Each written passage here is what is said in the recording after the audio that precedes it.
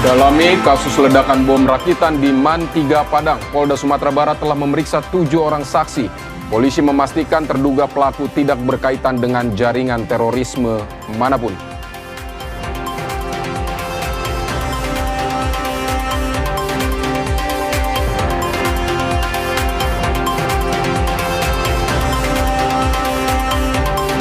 Antrean masih terlihat di sejumlah SPBU di Kota Medan, salah satunya di SPBU Jalan Seisrayu, Kota Medan. Sejumlah kendaraan masih berbaris untuk mengisi BBM subsidi dan non-subsidi.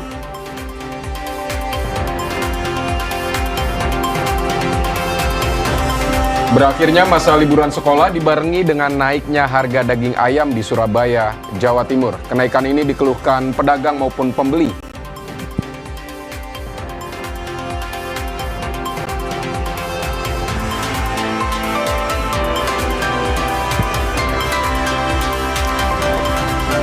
Militer Amerika Serikat kembali memberlakukan blokade terhadap pelabuhan-pelabuhan Iran. Amerika juga melancarkan gelombang serangan baru ke wilayah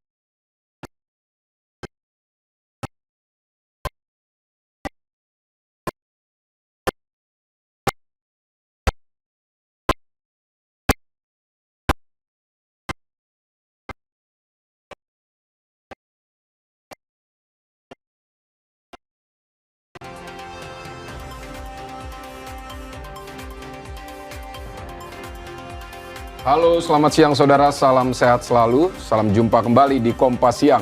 Selain 5 sorotan utama tadi, kami juga akan menghadirkan informasi lainnya, diantaranya di tengah antusiasme gelar MPLS.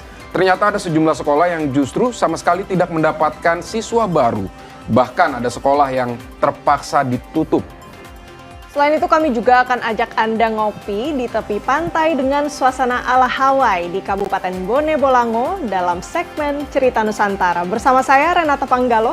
Dan saya Vidi Batlolone. Kita jelang Kompas Siang selengkapnya di Kompas TV Independen, terpercaya.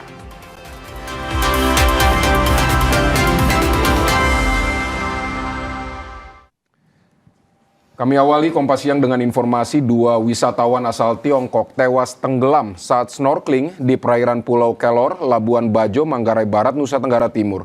Keduanya diduga diterjang gelombang tinggi hingga tenggelam.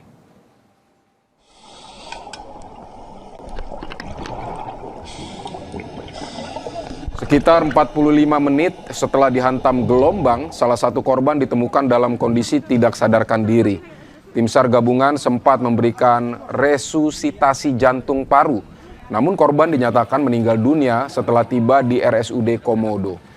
Pencarian korban kedua dilanjutkan dengan penyelaman dan koordinasi bersama nelayan serta unsur potensi SAR lainnya. Korban akhirnya ditemukan meninggal dunia pada kedalaman 23 meter, sekitar 0,21 mil laut dari lokasi kejadian. Jenazah kedua korban kemudian dibawa ke RSUD Komodo untuk penanganan lebih lanjut.